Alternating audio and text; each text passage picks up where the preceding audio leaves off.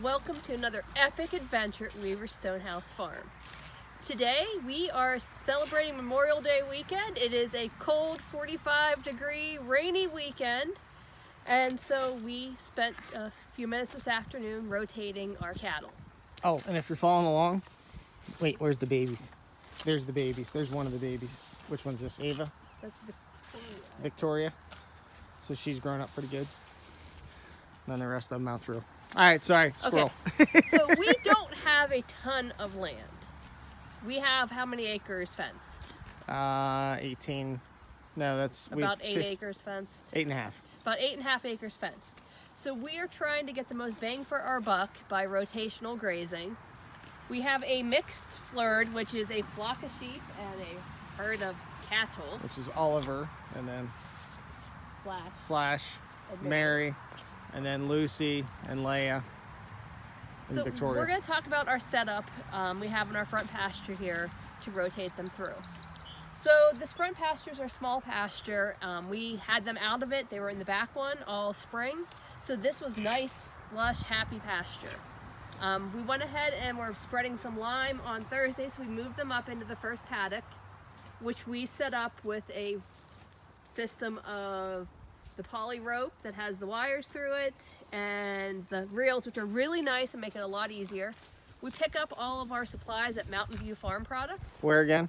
Mountain View Farm Products. In Somerset? Outside of Somerset. Frieden's, I think, is their address. Frieden's, yeah. They know their stuff and they carry quality. Darryl was great. Better quality than you can buy at your big box farm stores. So we just ran one wire there, well actually two because of the sheep. The cows we could probably get away with one, but with the lambs we ran two. And now today we went through and we ran the second set and we left the first set up, and we'll just keep rotating them through every couple days like that. Okay, so let's take a look at this. So we got the Gallagher reel, so let's show that real quick. These were not cheap. This reel was what, about $100? Yeah. That reel was about $100, but this holds, what was it, 1,000 foot of rope, 1,200 feet of rope or something like that. It was pretty high. It's the biggest one they had. But it's that I wanted for the length of run because we had a really long piece of rope. And then something else we tried. These are Premier 1. So these are a little bit heavier duty than what we were typically getting at Tractor Supply, which I was tired of breaking. And when I picked the bag up, I could tell they were heavy plastic, so I'm hoping they're gonna last longer. Now you can see what we did here. I screwed this in because I had it kind of as a point to level it, but at the same time, we just took bale and twine, braided it on here. You could do that and tie around a tree or a post, whatever, for that to tighten up. Or you can hook it to your fence. There's hooks to do that. Yeah, there's hooks to the fence. So then down at the bottom, we tied it off. So we got the two wires, and then we tried these this year. Those are Gallagher posts. Now we got the splice in there as well, in case you're noticing the splice. But these right here, let me take my unhook. Let me unhook so I don't whack myself. So these are adjustable. There's little nubs, and I like that because it has that adjustability compared to a standard pigtail that you'd typically have for cattle. Doesn't work the best for sheep because, well, sheep are sheep and sheep go where they want to go. So when you look at the spacing in this paddock, these rows are about 200 foot long. So when you look out, it's about 200 foot long. We went through and we measured 50 feet. I'm thankful for my grandfather putting in these black walnut trees because they're pretty evenly spaced. You can go, there's 50 foot to that tree, there's 50 foot to that tree, and we marked it so on and so forth out, and it's tree by tree by tree. So 50 wide, 200 long, and we have double Gallagher reels. So you can see, we'll come over and see what they just grazed. Now, how long did we have them in the other one? We had them in this first pasture for 4 days. Yep. Well, 3.